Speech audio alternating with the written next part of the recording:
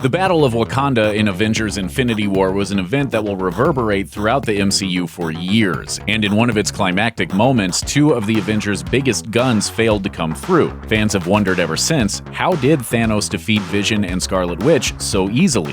I thought you were a formidable machine, but you're dying like any man.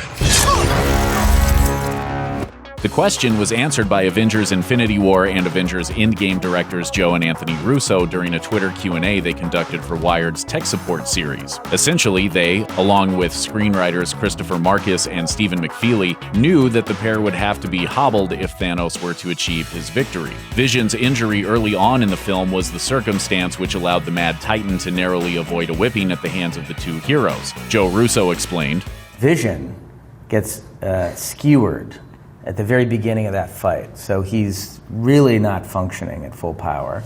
He went on to say that Vision even becomes, quote, a liability in the fight, putting Scarlet Witch at a disadvantage since she has to protect him. Anthony Russo chimed in to add this comment about Corvus Glaive's sword. And as Vision mentions, that weapon sort of has an effect on him that he didn't expect. Joe added that with Wanda and Vision cornered, it takes the combined might of Captain America, Falcon, and Black Widow to get them out of the jam. Apparently, that early battle weakened Vision enough that Wanda was forced to destroy the Mind Stone mounted in Vision's forehead to stop Thanos. Of course, that only stopped Thanos for a moment, since the Mad Titan used the Time Stone to undo her action and ripped the Mind Stone from Vision's head himself, killing him yet again. With the final piece of the Infinity Gauntlet in place, Thanos unleashed the snap heard around the universe, reducing Wanda and a slew of other heroes to dust. The Russo brothers previously clarified shortly after Infinity War's release that since they knew that the Mind Stone-powered Vision would be a primary target of Thanos and his Black Order, it was necessary to render him vulnerable.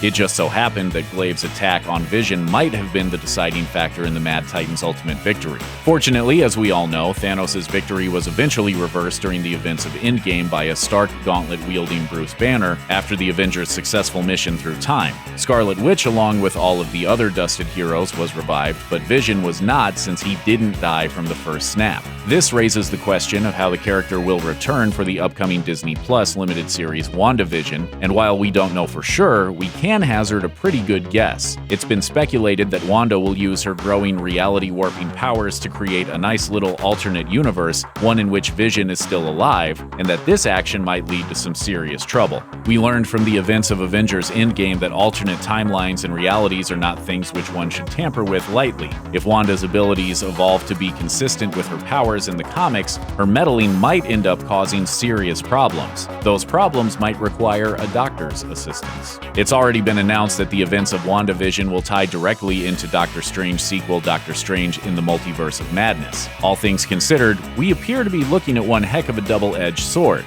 On the one hand, everyone loves Vision, and he's coming back. On the other, his return will almost certainly lead to a massive threat to all of existence. We suppose you've got to take the bad with the good. Check out one of our newest videos right here. Plus, even more Looper videos about the Marvel Cinematic Universe are coming soon. Subscribe to our YouTube channel and hit the bell so you don't miss a single one.